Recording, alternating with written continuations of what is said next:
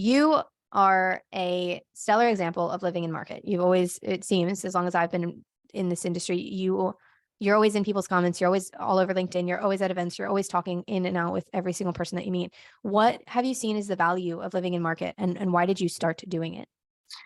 It's a good question. So I think initially, and like maybe a little bit selfishly, it was I just made a conscious effort at the start of this year to just being more active on LinkedIn, and specifically like trying to figure out like what was my niche, what was the thing that people wanted to learn, or things that I could offer people. I felt like on LinkedIn, obviously partnerships being my career, that seemed like a very obvious choice. But what it's kind of morphed into is probably more than I could have expected. And I think in market is a really good expression. And from a benefits perspective, I mean, even just being able to connect with some of the brightest minds in partnerships, some of the people that have been there and done that, it's been career changing really, because I think you can read all the books you want to read, you can listen to all the podcasts you want to listen to, but ultimately, like actually hearing stuff from people that have been there and done it is fundamentally probably the best way to learn. And so having the ability now, because I do live in market, because I do contribute and give back, people give back to me as well. And so I think if I had to narrow it down for what it's done for me, is mainly like it's been like a crash course in partnerships through just being able to speak to people that have been there and done it, I would say. And